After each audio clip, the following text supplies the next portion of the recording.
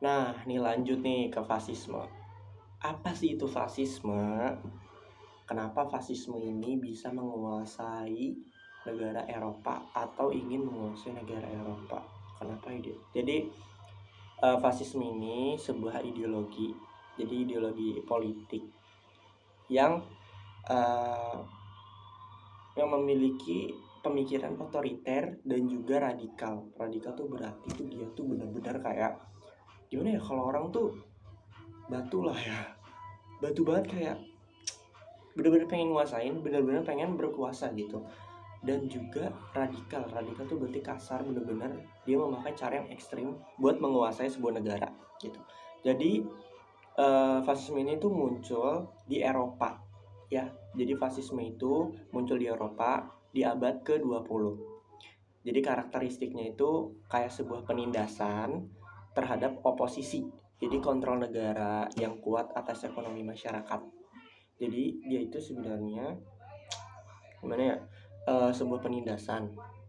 Terus tuh tapi kontrol negara yang kuat juga nih, dan ekonomi masyarakat serta pemujaan pemimpin. Jadi itu dia lebih ke dia contohnya itu sebenarnya ini tuh mirip-mirip sama komunisme. Kalau kamu udah belajar komunisme, dia itu mirip kayak Korea Utara yang memakai komunisme, di mana negaranya ini semua mengontrol dari masyarakat, ekonomi, politik, terus ke pemerintahan, itu semua di tangannya satu tokoh. Dan satu tokohnya itu yang sangat-sangat benar-benar dipuji. Nah, kalau kamu tahu di Korea Utara itu benar-benar sama kayak gini. Tapi ini beda, ini fasisme bukan komunisme. Jadi masyarakat, jadi pemujaan terhadap pemimpin. Jadi satu pemimpin itu benar-benar dipuji banget sama satu negara, yang akhirnya kayak Hitler. Nah, ini fasisme sampai Hitler, Mussolini, Jadi Hirohito ini itu pemimpin Jepang yang sangat-sangat dipuja oleh satu negara. Dia ini benar-benar dianggap seperti dewa malahan. Dia ini seperti dewa, kaisar. Itu Hirohito dari Jepang. Yang kedua Hitler, dia pemimpin dari Nazi. Dia juga dipuja banget sama negara Jerman karena dia adalah pemimpin yang benar-benar gimana ya, dia tuh punya benar-benar kritis banget pemikirannya. Dan yang terakhir itu Mussolini, dia ini juga pemimpin dari Italia yang juga dianggap sebagai dewa Romawi atau pembawa kemenangan. Jadi ada tuh di Romawi itu gitulah. Pokoknya gitulah, itu jangan jauh-jauh lah. Pokoknya gitu.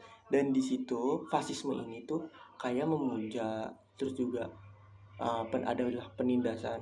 Jadi selain dia itu gimana ya, dia dikontrol semua emang sama pemerintah, semua di tangan pemerintah, masyarakat, ekonomi.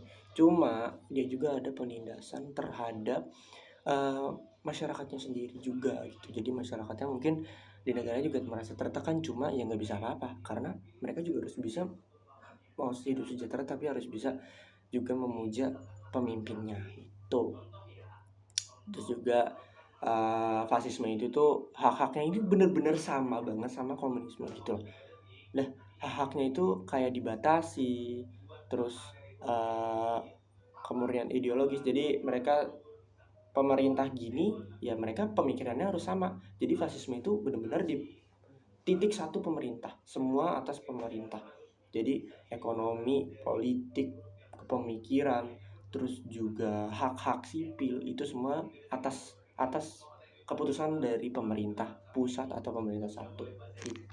Itu fasisme. Oke, jadi kita masuk ke fasisme Jerman. Nah, fasisme Jerman. Nah, Jerman ini jangan deh ya, kita jelasin di video selanjutnya aja. Yang tadi khusus fasisme aja. Jadi kita pisah ya.